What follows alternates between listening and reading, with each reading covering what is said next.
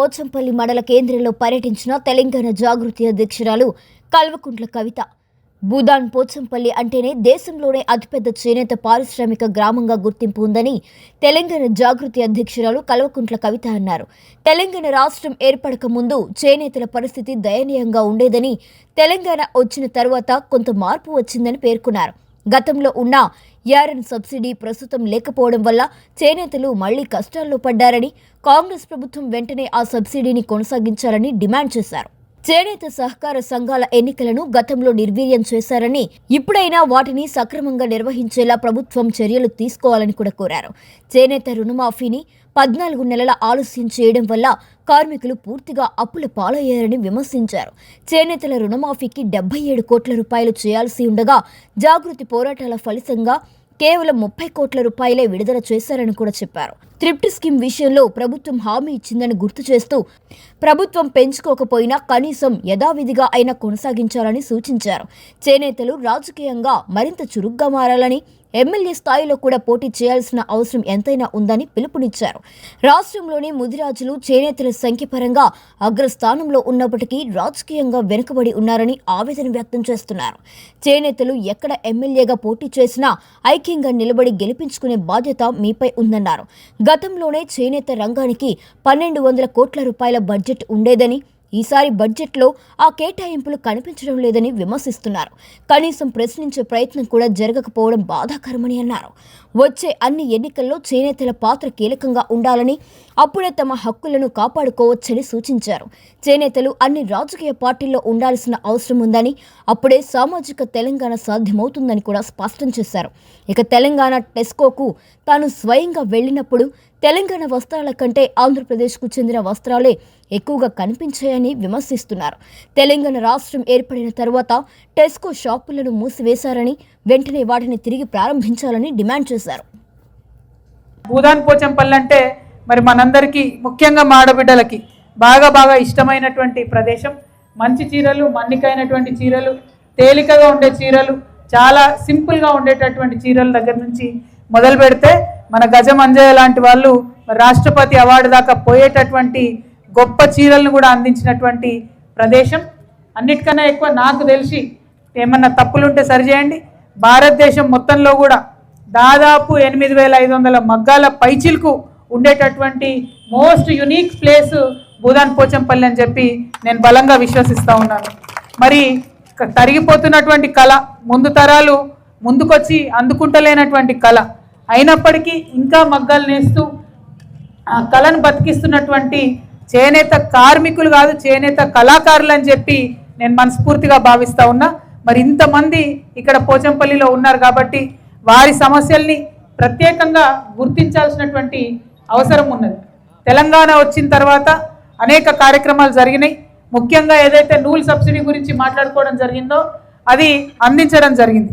కానీ ఇప్పుడున్నటువంటి ప్రభుత్వానికి మరి చేనేత సహకార సంఘం అన్నా యావత్తు ఈ చేనేత వ్యవస్థ ఎట్లా నడుస్తుంది అనేటటువంటి అవగాహన ఉన్నదా లేదా అనేటటువంటి బాధ కలుగుతూ ఉంది. ఎందుకంటే యాన్ సబ్సిడీ మొత్తం ఎత్తేసారు. దాంతో అంతో ఇంతో వ్యాపారం చేసుకొని ఇండిపెండెంట్గా బతకగలిగే అవకాశం ఉన్నటువంటి చేనేత అన్నలందరూ కూడా మళ్ళీ ఇబ్బందులు పడి బ్యాంకుల మీదనో లేకపోతే కంప్లీట్గా ఫ్యాక్టరీల మీదనో ఆధారపడి బతికే పరిస్థితి వచ్చింది. కాబట్టి యాన్ సబ్సిడీని యథాతథంగా పునరుద్ధరించాలని చెప్పి ఈ సందర్భంగా నేను కాంగ్రెస్ ప్రభుత్వాన్ని డిమాండ్ చేస్తూ ఉన్నాను. అదేవిధంగా మరి సహకార సంఘం ఎన్నికలు జరగకపోవడంతో ఎంత ఇబ్బందులు అవుతున్నాయో మనకు తెలుసు. సరే, ఇది ఏ ప్రభుత్వమైనా 6 ఏళ్ళు అయింది సహకార సంఘం ఎన్నికలు లేక. త్వరితగతిన సహకార సంఘం ఎన్నికలు పెట్టే విధంగా నా వంతుగా నేను కృషి చేస్తానని కూడా మీ అందరికీ తెలియజేస్తూ ఉన్నాను. మరీ ముఖ్యంగా చేనేత రుణమాఫీ ఏదైతే ఇప్పటివరకు సోదరులు చెప్పిండ్రో, చేనేత రుణమాఫీ ఏదైతే ఈ కాంగ్రెస్ ప్రభుత్వం రైతులను అట్లే చేసింది, చేనేత కార్మికులు కూడా అట్లే చేస్తుంది. ఇక వచ్చే రుణమాఫీ తెచ్చుకో, అగ వచ్చే రుణమాఫీ తెచ్చుకో అంటే కట్టేటటువంటి కిస్తీ కూడా కట్టబుద్ధి కాదు. మనందరం కూడా మామూలు మనుషులమే కాదు. సరే, ఇది ఇంకో దిక్కు పోతుందేమోతి, అది రుణమాఫీ అయిపోతే ఈ కిస్తీ కట్టడం అవసరం లేదు అనేటటువంటి ఆలోచనల చాలామంది కట్టకుండా వదిలేస్తారు. మీది తప్పు కాదు, కానీ బ్యాంకుదేముంది, కంప్యూటర్ లెక్క పెడతానే ఉంటుంది, వడ్డీ మీద వడ్డీ వేస్తూనే ఉంటుంది. దాంతో మన సిబిల్ స్కోర్ కిందకి పోతుంది. 14 నెలలు రుణమాఫీని ఆలస్యం చేయడం ద్వారా కాంగ్రెస్ ప్రభుత్వం ఇవాళ మన నేతన్నలందరికీ కూడా ఇబ్బందికరమైన పరిస్థితి ఉన్నది. మీ అందరి దృష్టికి ఒక విషయం తీసుకురావాలి. పదే పదే మా చేనేత కార్మికులందరూ ఈ మాటలు చెప్పిండ్రు కాబట్టి నేను ఎక్కడికి వెళ్ళినా చేనేత కార్మికుల ఇంటికి వెళ్ళి పరామర్శించి ఇదే ఒక్క డిమాండ్ చేస్తూ ఉన్నాను, ఖచ్చితంగా రుణమాఫీ చేయాలని. మనం అడగంగా 33 కోట్లు చేసిండ్రు, చేయాల్సిందేమో 70 కోట్లు. కాబట్టి ఆ 70 కోట్లు మొత్తం కూడా రుణమాఫీ చేయాలని చెప్పి ప్రభుత్వాన్ని నేను డిమాండ్ చేస్తూ ఉన్నాను. ఇక్కడ డిమాండ్ చేయడమే కాదు, ఇంకొక వారం ఆగుదాం, అవసరమైతే హైదరాబాద్లో ముఖ్యమంత్రి ఇంటినైనా ముట్టడించి మన రుణమాఫీ మనం తెచ్చుకుందామని ఈ సందర్భంగా మీ అందరికి కూడా నేను భరోసాని ఇస్తూ ఉన్నాను. అదేవిధంగా మరి ఏదైతే థ్రిఫ్ట్ స్కీమ్ ఉండేనో అది పెట్టిందే అంతో ఇంతో సేవ్ చేయడానికి. కార్మికుడు ₹1 ఇస్తే ప్రభుత్వం ₹2 ఇవ్వాలనేటటువంటి ఆలోచనతో పెట్టినటువంటి స్కీమ్. ఇంట్లో 3 పెద్ద మనుషులు ఉంటే వాళ్ళందరి పేరు మీద ఆదా వేసుకుంటే 3 ఏళ్లకు ఒకపాటుగా అమౌంట్ వస్తే ఏదో ఒకదానికి వాడుకోవచ్చు అన్న మంచి ఆలోచనతో పెట్టినటువంటి స్కీమ్. నేను అన్నట్టుగా ఇప్పుడున్న కాంగ్రెస్ ప్రభుత్వానికి ఆ పెద్దలకు అవగాహన రాహిత్యం, చేనేత కార్మికులు వాళ్ళ బతికేంది, వాళ్ళ పరిస్థితి ఏంది అని అవగాహన లేకపోవడంతో 3 ఏళ్ళు ఉన్నదాన్ని 2 ఏళ్ళకు కుదించారు. అంటే అమౌంట్ అక్కడ తగ్గించారు. అదేవిధంగా 3 ఉంటే 2కి వేసిర్రు, అక్కడ తగ్గించారు. దానివల్ల మనకు సగానికి సగం అమౌంట్ కట్ అయ్యేటటువంటి పరిస్థితి ఉన్నది. మరి ఇట్లా మన దగ్గర కోత పెట్టి చేనేత కార్మికుల దగ్గర, రైతుల దగ్గర, పేదవాళ్ళ దగ్గర కోత పెట్టి ఏం మిగుల్చుకుంటుంది ఈ ప్రభుత్వం అన్నది అర్థం కానటువంటి పరిస్థితి ఉన్నది. కాబట్టి ప్రభుత్వాన్ని మేము డిమాండ్ చేస్తూ ఉన్నాం, థ్రిఫ్ట్ స్కీమ్ని యథాతథంగా కూడా ఇంప్లిమెంట్ చేయాలి, అవసరమైతే పెంచాలే తప్ప తగ్గించొద్దనే విషయాన్ని కూడా నేను డిమాండ్ చేస్తూ ఉన్నాను. అయితే మా నేతన్నలకు నేను ఒక మాట చెప్పాలి. కొంచెం నేను చెప్పే మాట మీకు కఠినంగా అనిపించినా చెప్తాను నేను ఇవాళ. ఎందుకోసం అంటే మనం కూర్చున్నది ఎవరి దగ్గర? కొండ లక్ష్మణ్ బాపూజీ గారి దగ్గర. ఆయన టైగర్ ఉండే హీరో.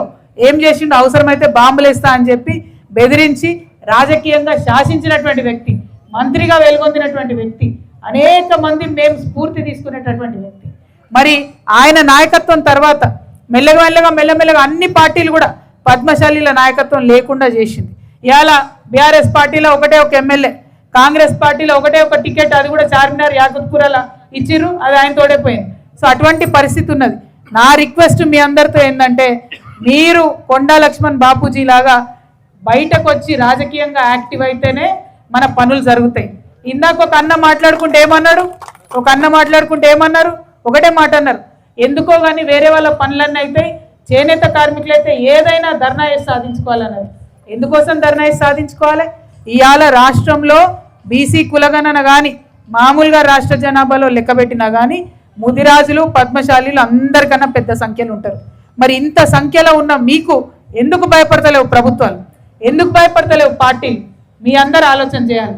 ఎక్కడైనా మన పద్మశాలి బిడ్డ నిలబడ్డాడంటే ఆయనను గెలిపించడానికి పార్టీలకు అతీతంగా మీరందరూ ఒకటైతే అన్ని పార్టీలు మీకు భయపడతాయి. ఇవాళ ఆ యూనిటీ మనకు కనబడతలేదు, ఏమన్నా అనుకోండి.